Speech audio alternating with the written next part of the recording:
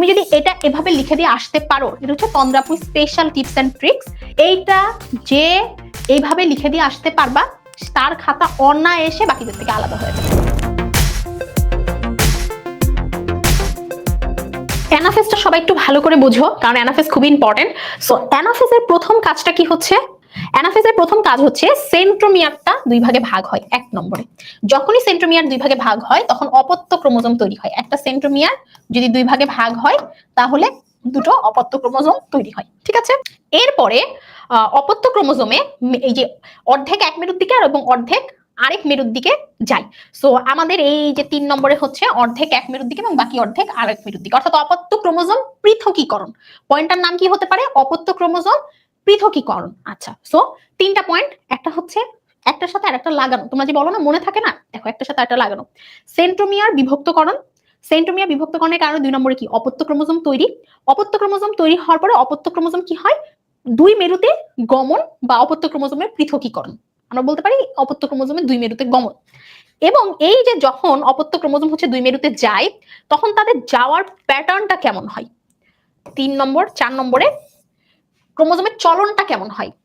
আমরা দেখতেছি যে সেন্ট্রোমিয়ার অগ্রগামী, অগ্র মানে যে আগায়ে থাকে, এবং বাহুদ্বয় অনুগামী, অনুগামী মানে যে পিছায়ে থাকে। ক্লিয়ার?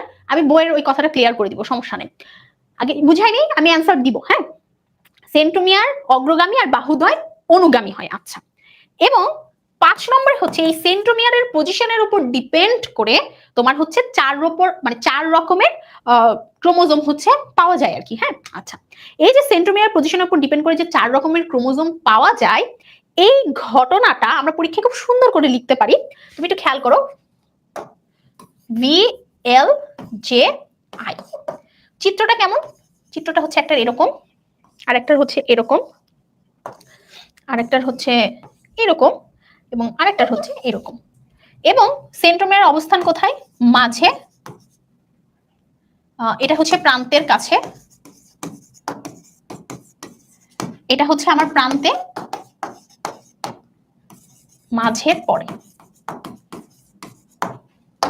আমার জীবনে সবচেয়ে বিরক্ত লাগে কি জানো? কোনো কিছু মুছতে সবচেয়ে বেশি বিরক্ত লাগে। আমার কথা হচ্ছে যে একবার মাথায় ঢুকে গেছে, যে একবার লিখে ফেলছি তা মুছতে পারবো না। ওটা কষ্ট করে লিখছি না, ওটা কষ্ট করে মনে রাখছি না, মুছতে যাবো কেন? এই জিনিসটা যদি জীবনে আরো অনেক আগে টের পাইতাম, তাহলে হচ্ছে জীবনে অনেক কিছু মাথায় নিতাম না, যেন পরে আবার আলাদা করে মুছা না লাগে। আচ্ছা, সো এবং লাস্ট হচ্ছে আমাদের এটা হচ্ছে মেটাসেন্ট্রিক, মেটাসেন্ট্রিক। এটা হচ্ছে সাবমেটা, সাব মানে হচ্ছে একটু উপরে। হ্যাঁ, সাবমেটা। এটা হচ্ছে অ্যাক্রো। এই তোমরা কেউ ডট দিবা না কিন্তু পরীক্ষায়। হ্যাঁ, এবং হচ্ছে টেলো, আমি ডট দিচ্ছি। নামটা কি? এগুলার জিনিসের তো একটা নাম আছে, নামটা কি? সেন্ট্রোমিয়ারের অবস্থান,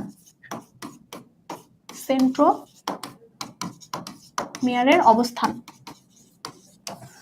এটা কি? নামকরণ। এটা কি? চিত্র। এটা কি? আকৃতি। এই জিনিসটা যে লিখতে পারবা না, সে বাকিদের থেকে অনায়াসে বেশি মার্ক পেয়ে যাবা। লেখার প্যাটার্নটা জাস্ট এটা হবে।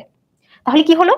আমি যেভাবে পয়েন্টের নামগুলো বললাম, সেন্ট্রোমিয়ার পৃথকীকরণ, অপত্য ক্রোমোজোম তৈরি, 3 নম্বরে হচ্ছে অপত্য ক্রোমোজোমের মেরুমুখী চলন, 4 নম্বরে হচ্ছে আমার ক্রোমোজোমের অংশগুলোর চলন, অর্থাৎ ক্রোমোজোমের বাহু কোন দিকে, সেন্ট্রোমিয়ার কোন দিকে সেটা।